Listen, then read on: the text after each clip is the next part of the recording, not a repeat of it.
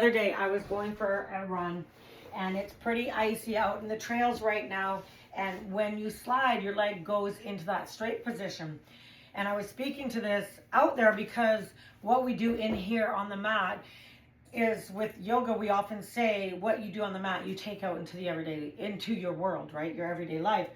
And with that, especially, of course, we're talking about your heart, your spirit, your soul, but what about actually how you're prepping yourself for things that go on that are outside of your control to a certain degree, right? So let's start shaking the legs. And we spoke about Dandasana, and we do this a lot in the class, which is this nice straight leg position. We sometimes do it with our legs up in the air, and sometimes we do it here on the mat.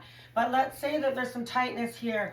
Even this is going to start to relax your legs a little bit, some stretching through the hamstrings or mobility through the hamstrings. And a lot of the stuff that we're doing in those classes in the subscription are going to nurture that. So you've got that mobility and softness around the hips, which is going to cascade both downward and upward in your body, right?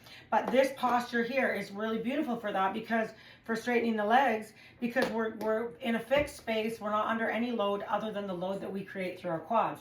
So with our positioning of our hands, if you can kind of work it so your hands are, if from the side, you'd be in a nice strong upright position, and you want to flex your toes so much so that the heels are going to float off of the ground just a little bit, and you're going to squeeze as tight as you can. Now you can do this in increments. You can go for 5, 4, and I've got a really, almost like as though I'm pulling my toes towards my eyebrows, flexing, and then you're getting that straight position through the legs for 5, 4, and you can decide how much you dial it in. 3, 2, 1, and then you would release. And now you might notice, okay, so maybe you've got joint issues, maybe the knees are a little bit sore, mine are menopausal, that's cyclical as well, so sometimes they're doing pretty good, other times they're a bit clunky in there. So I even sometimes just kind of massage around in there, and then I'll do another hold. Now what you can do here is you could place your hands down and go, if I want to make it a little bit more active, so I'm getting upper body strength and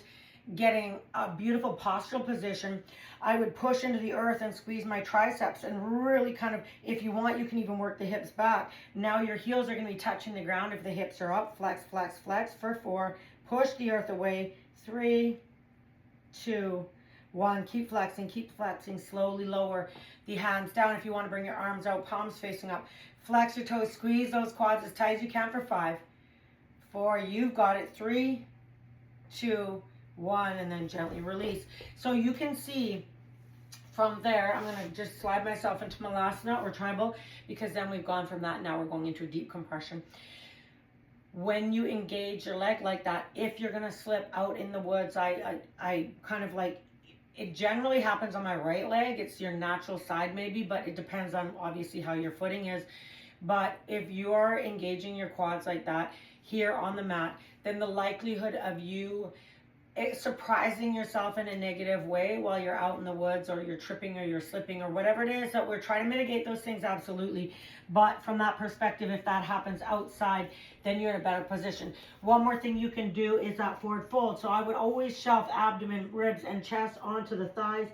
So even if you've got a deep bend here, you want the upper body to be nice and soft and heavy. And then you can kind of flirt with how straight you get the legs, right? But don't hang forward like this. You want to go here, and then you can start to kind of gently straighten the legs out so that you get that length. And you can play, you can bring arms here, you can bring the arms around behind you. If you bring the arms around behind you, you might need to get a little bit deeper there to find your way over. But you can choose, maybe you're here, maybe the arms won't move over, that's okay.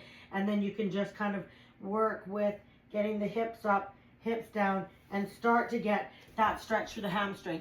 So try that out, because if we soften everything on the backhand side of the body and strengthen the front hand side of the body, then when we get thrown into those positions in our everyday life, we are less likely to be taken by surprise and hurt our knee or have something be pulled, because our body's already gone, okay, you know what? I know what it's like to be there. It doesn't mean we want that to happen. It just means that our body's a little bit more well equipped. So have a beautiful day wherever you are, and I hope this helps you. Have a great day. Peace.